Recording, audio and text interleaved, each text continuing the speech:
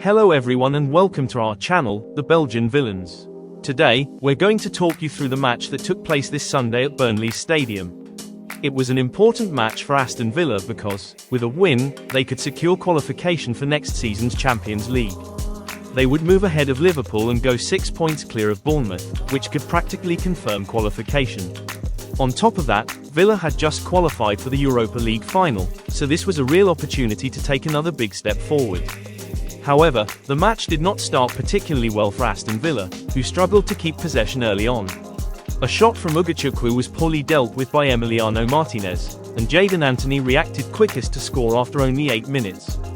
It was far from an ideal start for Villa, especially considering Burnley had already been mathematically relegated and this was a match they absolutely needed to win. After that, Aston Villa began to dominate possession and tried to find an equaliser. Despite a disallowed offside goal from Watkins and several other chances, a corner delivered by John McGinn allowed Ross Barkley to get himself into a familiar position and flick a header into the far corner. 1-1 for Aston Villa, and a third goal of the season for Ross Barkley, who despite his injuries is always ready to contribute whenever he starts or comes off the bench. So it was 1-1 for the Villains, who had managed to get themselves back into the game. Afterwards, Aston Villa continued to push forward, but the referee soon blew for half-time.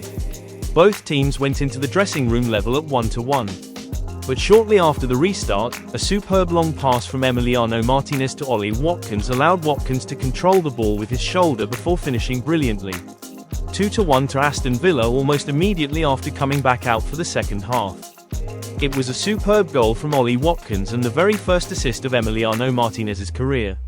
It was also Watkins' 17th goal of the season. After a difficult start to the campaign, he has clearly rediscovered his scoring form since December. But Villa's lead did not last very long because only 2 minutes later, after Matty Cash lost possession in defence, Burnley managed to recover the ball and, following an excellent move, Fleming calmly finished with the inside of his foot.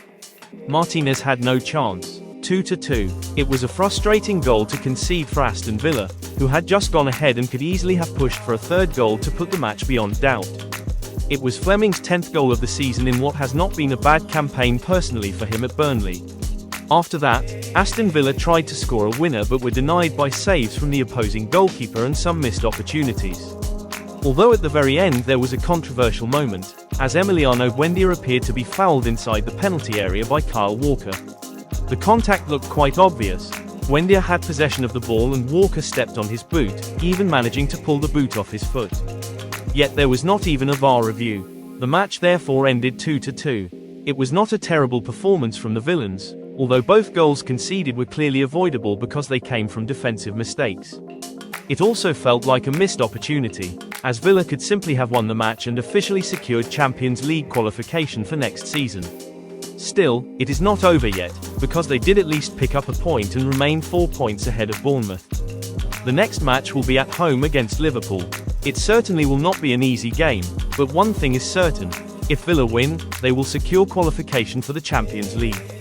It will also be the final match at Villa Park this season and the penultimate Premier League game of the campaign. Only 3 matches remain, one against Liverpool, then the Europa League final, and finally a last match at the Etihad Stadium against Manchester City. We are counting on this Villa side to produce a magnificent end to the season, ideally by winning the Europa League and qualifying for the Champions League through the Premier League. Thank you all very much for watching this video. We believe in Aston Villa and truly hope they can finally win a trophy after more than 30 years. Thank you everyone. Up the Villa!